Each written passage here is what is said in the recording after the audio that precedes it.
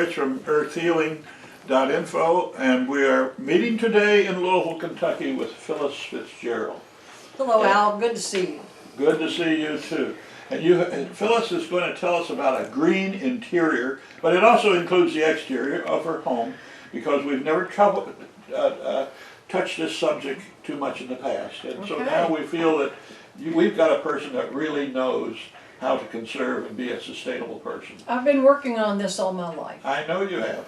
And you had a center in Louisville where I met you the first time, the Urban Homestead, and that was a few years ago. Yeah. And I have kept working on sustainability issues throughout my career in government and private industry, and now I'm retired, and the things that I do in this house, anybody can do.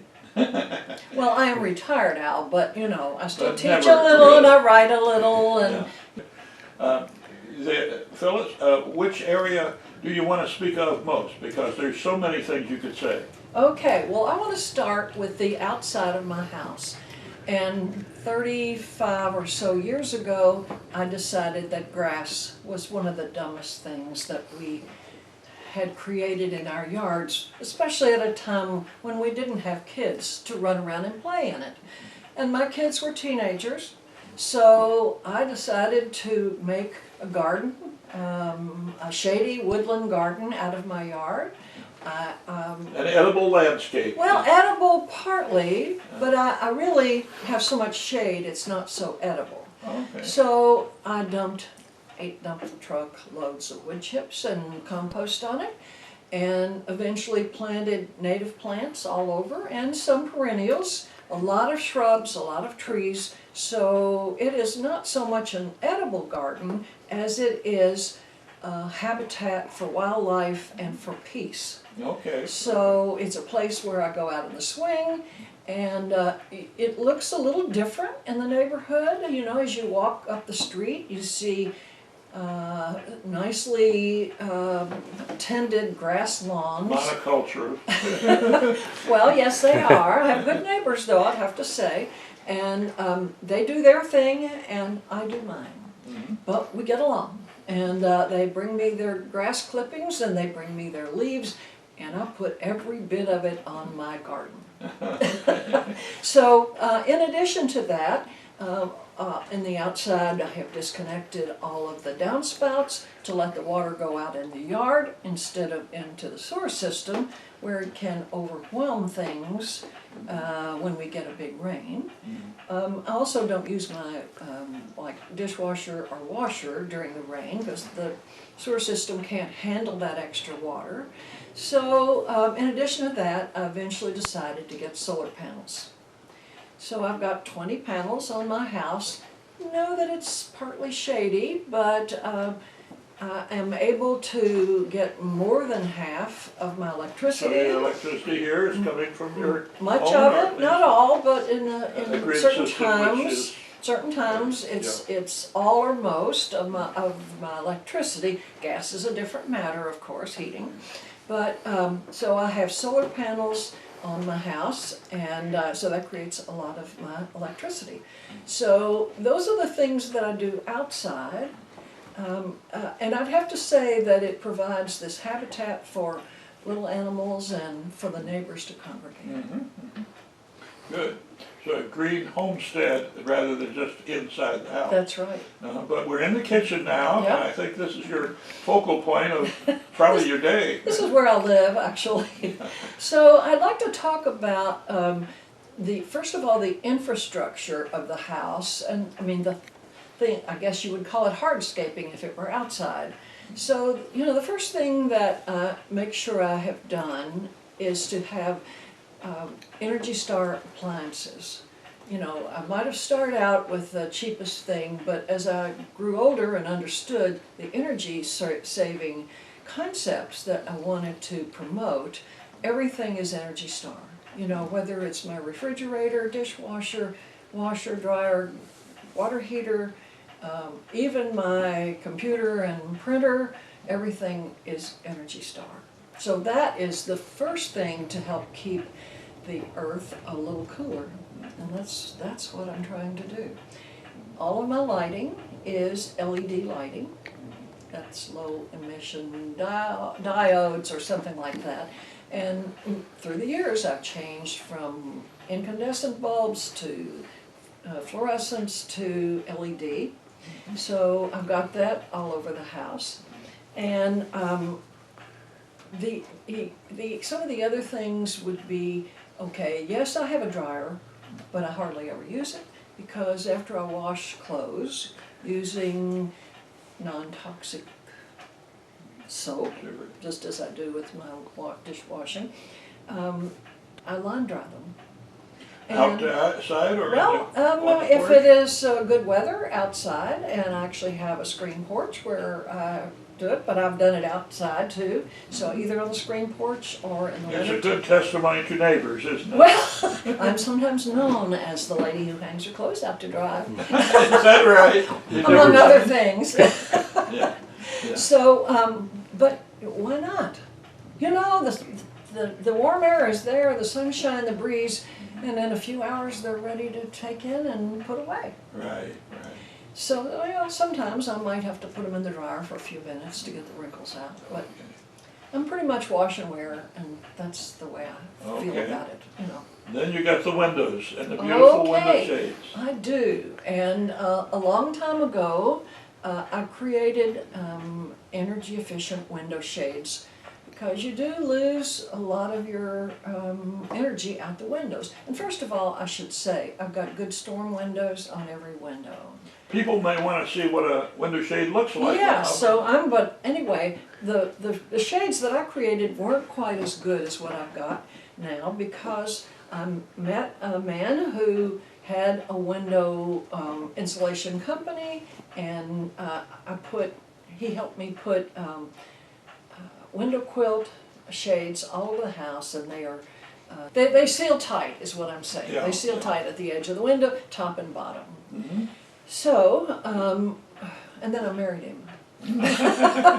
It became a love affair. Yes, indeed. So he helped me finish raising my children, and that was a really good thing. Yeah. So my windows are good quality windows. My storm windows are good quality storm windows, and these shades I lower every night during the winter time to keep the heat in. Maybe somebody would like to see one of them being I'm operated. sure, and this is a company that is out of New England, somewhere it's called Window Quilt, and they're still in operation, and you can order them. And he's not around to, to sell them anymore.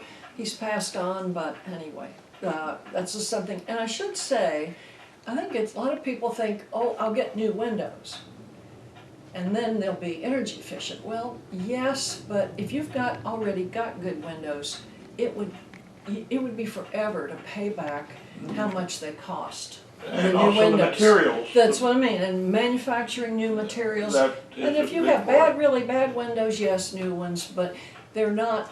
They can be energy efficient, but if you already have good windows and good storm windows, it's best to keep those and add good shades. Okay, good to know. Okay, so we're here in the kitchen. I do recycle everything, you know, all of the cans and bottles and newspapers and papers, and we have good recycling system here in Louisville, so I am judicious about recycling. But more than that, I try not to buy stuff where there's a lot of packaging. You know, I shop at a farmer's market. I belong to a CSA, and that means Community Supported Agriculture, where I get my food in a basket or a box every week, send the box back, and no packaging. And I cook from scratch, freeze what I can't use right away, and I've got a big Energy Star freezer downstairs. Do you grow some of your own food? Some herbs, not too much, because everything is so shady. I know. Yeah, but I don't want to move. I've got a good house, and I'm not moving. And I'm supporting a young farmer by buying from a CSA. Sure. So I'm really happy about that. In addition to that, there's not much waste, but you know, there are peelings here and there, and there are eggshells. and coffee grinds, and Do you have a compost bin? Oh yes, not only that, Al, I have a compost bucket right by on my sink. And you know, it's got everything from the squash peelings to the eggshells and the coffee grounds. And then they go out into my compost Oh, pile. you have a dual Oh system? yeah, oh yeah. So I've got a big compost bin. I've got a tumbler, you know, that I can use, and I have worm bins in the basement, you know, with red wiggler worms that eat your garbage and are very happy to do it for you. Yeah, by all means. No varmints get into it? No, like well, raccoons? I've never had any varmints get into it. Well, that's good. So I also use, when I can, I use open windows and fans. You know, I use heat and air in the wintertime and air conditioning in the summertime. But here's something a lot of people don't know about air conditioning or anything. A fan used along with air conditioning makes your air conditioning feel 7 degrees cooler. So in every room, I have some kind of fan when I'm in that room, whether it's, you know, in bedrooms or here in the kitchen or living room or whatever. What is the temperature you try to keep the house at? Glad you asked. Okay, in the summertime it's 78. In the wintertime it's 68. That's good. A 10 And degree difference. oh yeah, a 10-degree difference, and I've got my long johns on. Well, that's important too, isn't it? Okay, and at night when I'm under my electric blanket, it is 58. So okay. 78, 68, So you take a 58. changeable one. And by the way, an electric blanket costs less than $1 a month to run. They're Oh. very efficient, or a This mattress is something pad. people don't think They about. don't know about that, and so you can keep your house really cool at night if you have, well, or you know, good down coverings and however you like to do it. So, you know, I'm not one to sit around and freeze, No. or, you know, I'm an old lady, and I've got to be, you know, moderately comfortable. But the other thing about the thermostat, it is automatic, but every time I leave the house, if I know I'm going to be gone a couple of hours, I turn the thermostat up or down a few degrees because I don't want to heat this empty space while I'm gone. Right. And that really makes a big difference. It does. It really makes a difference. And even if, you know, on the years that I was going out and working all day, I'd have it set to go off in the morning and then come back on just before I got home. So anybody can do that. And these are things that are really important for people to know. It's really kind of simple. You can put your lights on a time or two. Yeah, I think people don't realize how much of the energy goes into heating homes, do they? Heating and cooling, Cooling. both, yeah. And water heating is a big deal too. Yes. And so, you know, I try not to use too much hot water. I mean, I use what I need, but I have a water-saving shower that uses something like between 1 and 2 gallons a minute. And I set the water heater at 120 degrees, which is not very hot. And then, you know, it's not making scalding water all the time. And my dishwasher, which of course is Energy Star, has a heater in it. So it heats water, and I don't have to keep very, very hot water all the time. Yeah. So, and if you've got a really energy efficient dishwasher, you use less water than washing by hand. What Or do you you could. keep the temperature of your water at, the general domestic? 120 degrees. 120. Yeah. That's important for people to know because they can set them Yeah, down. that's right. You can, yes, you can set that down. Yeah. So, you know, these are all some of the things that anybody can do. And there's another thing that anybody can do. If you have a fireplace, you need to block the fireplace when you're not using a fire, because the hot air that you paid for is going right up the chimney, even if you have a damper, because the dampers are never very tight. Never thought of that. Yeah. So, in one of I have 2 fireplaces, and one of them I've got a great big plastic bag filled with wadded up newspapers, stuffed up the chimney so that, you know, no air can get up there when the chimney is not being used. And then I've got another fireplace where I've got just a piece of Lexan, or just right up next to the fireplace, and no air can. It's magnetized to the fireplace. We've had a very wet year, Phyllis, but what can you say about water savings here? Well, I have to say that outside I've got mostly native plants that usually don't need extra watering.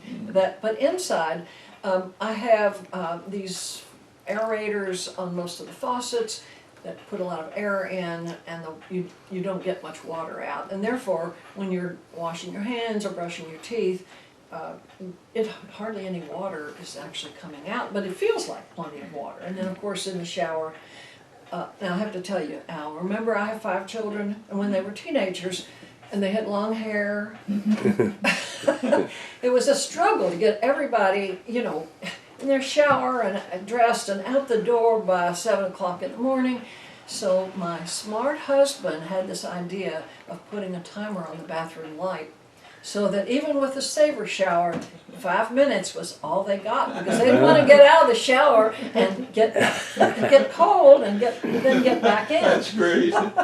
So that's something anybody can do too. That's great. So then I have water-saving toilets. And a lot of people don't know they're available, but one of them only uses 1.2 gallons. But it's quite an adequate flush. It's by American, so it's online. People can find it if they have to replace a toilet, or if their water is really expensive. So saving water, saving electricity, all of these things are part of making this world better, making less climate change, and still being comfortable. That's right. Well, thank you very much, Phyllis. I think that the public, when seeing this on our video, will get a lot of new ideas that they didn't think about. That's so a whole thank you, idea, Phyllis, yeah. for coming, and we'll leave your information on the end. This is Al Fritz from earthhealing.info. Come and visit us sometime.